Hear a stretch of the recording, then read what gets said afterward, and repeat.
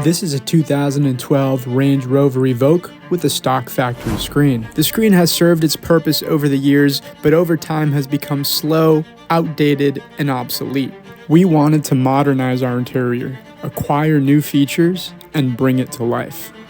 Introducing the DMP Android command screen, the latest in Android technology with Apple CarPlay, the ability to play videos, download applications, browse the internet, and much more. Today we'll be showing you how to install it and how it will transform your Range Rover.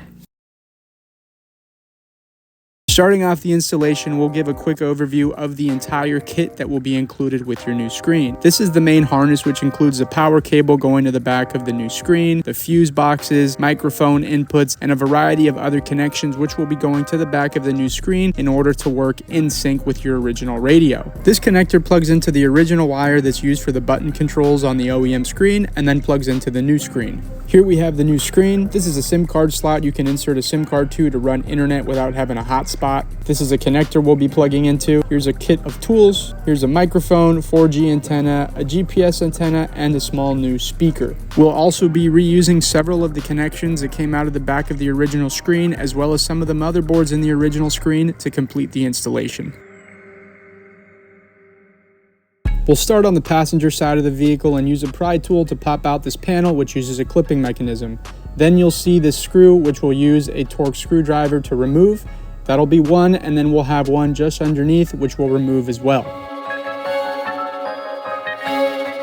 We'll then move to these underside panels, which also use a clip mechanism. You can use the pry tool in order to work them out. You can see the underside here, it's just clips that are holding it in. Once removed, you'll see the Torx screw, which you can use a Torx screwdriver to remove. We'll then move over to the other side and repeat this process again.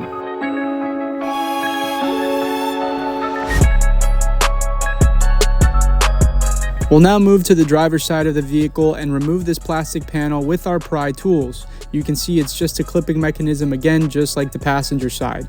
We'll then expose the Torx screw and use our Torx screwdriver to remove that screw.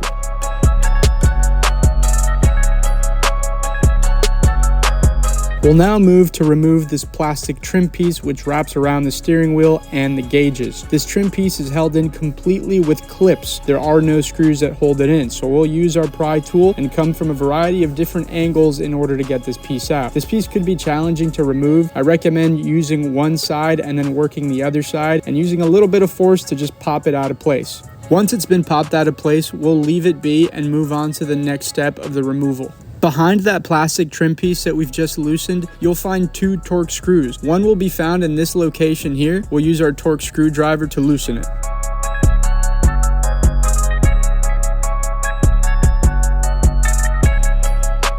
We'll then move to the other side of that dash trim that we just loosened, and you'll see tucked behind the trim, we've got a screw in the back there that we'll remove with our Torx screwdriver.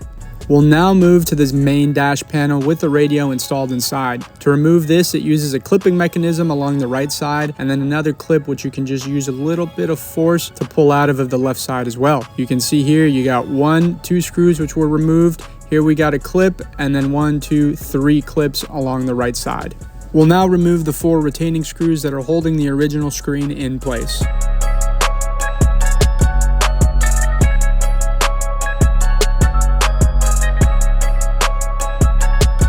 Undo all of the original connections on the back of the radio to remove it.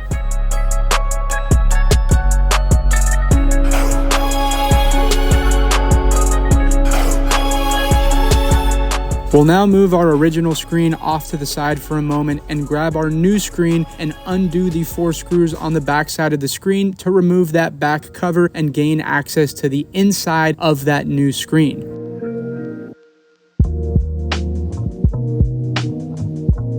Once the back cover of the new screen is off, we will move back to our original screen. Now, as you can see here, the original screen is comprised of 2 components. The back component, which has all these connections and the motherboard inside, and then the actual screen display. Now, you can remove this back cover and separate these 2 pieces by removing a series of bolts, which we will now do.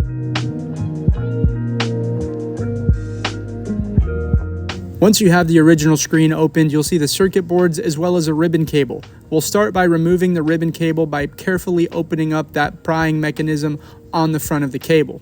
Our cable was also stuck to the underside of the screen with some adhesive. We used the flathead screwdriver to carefully remove that adhesive so that we can keep that ribbon cable intact.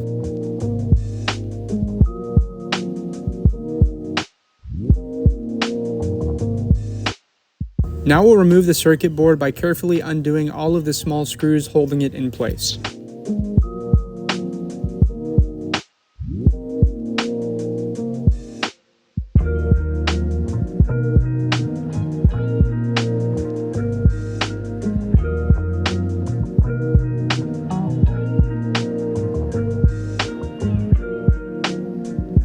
Once removed, we'll place this circuit board off to the side. We'll then proceed to remove the smaller circuit board which was hidden underneath that large circuit board, again with the same tools.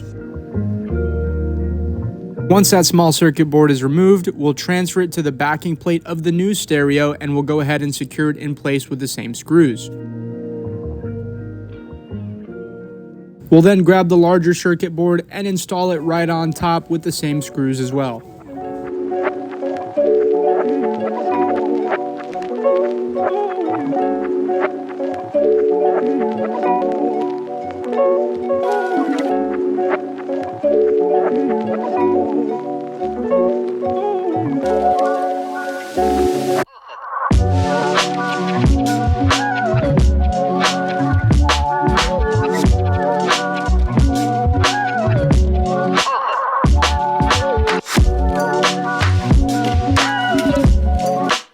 We'll then install the ribbon cord into the back of the new screen and then secure the backing plate in place with the retaining screws.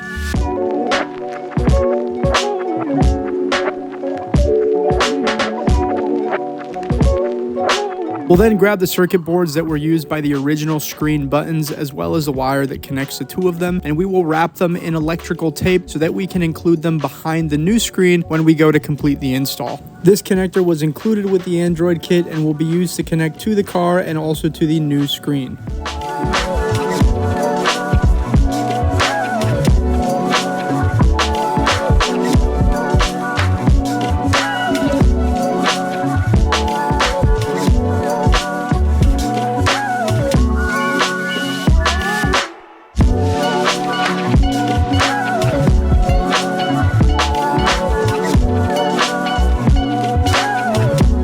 Now we'll be removing this large panel which is holding the AC and the gear indicators in place. You will be removing it with 2 Torx screws, one on this side as you can see here, and one on the other side. The rest of the panel is held in with clips which you can pull up with force to undo. Undo the 3 electrical connectors in order to pull this panel completely out of the way.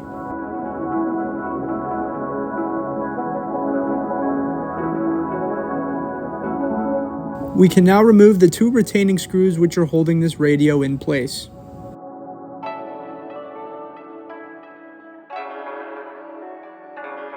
Slide the radio out of place and prepare these connectors which can be found on your main wiring harness from the Android unit to be plugged in. You will unplug the main power plug from the back of this radio and plug it into the new female end of the harness we include, and then plug the male end of that harness into the back of the radio.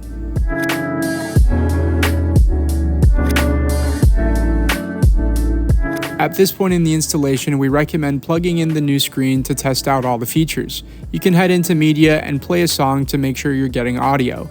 Your original Range Rover menu needs to be set into aux mode in order to get sound from the new Android screen. Make sure all of the touch commands are working and the touch controls work on your original Range Rover menu as well. Make sure your rear view camera works and all the features that you expect to have working are working before you reassemble the console. Once you're satisfied with the testing, you can unplug the new radio and begin to reinstall everything. We'll run the wires up through the hole where the screen will be positioned, and we'll slide this radio back into place and begin to tighten the retaining screws to secure it. We'll then move this dash piece back into place and plug in the 3 necessary connections to secure it back where it belongs.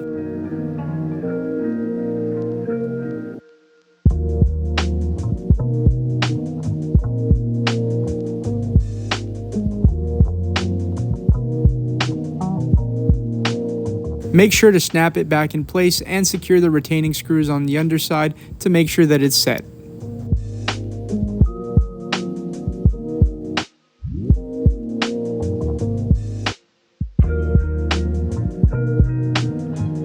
We'll now run 3 wires from the harness into the glove compartment. These wires include the 2 USBs and the SIM card slot wire. We were able to run these wires from the harness here behind the dash and directly into the glove compartment. It's a tight fit. We were able to get our hand to squeeze through there and feed them through, but if not, you can always drill a hole. If you do decide to run them through, you have to use this tiny crevice here in order for them to all fit.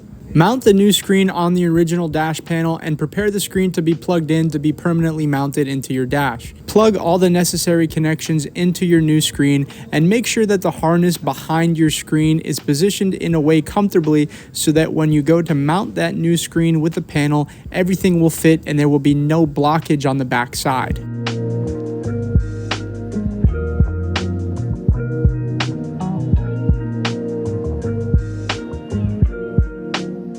We'll now secure the panel onto the dash and secure all of the remaining screws to get it fixed in place to complete our installation.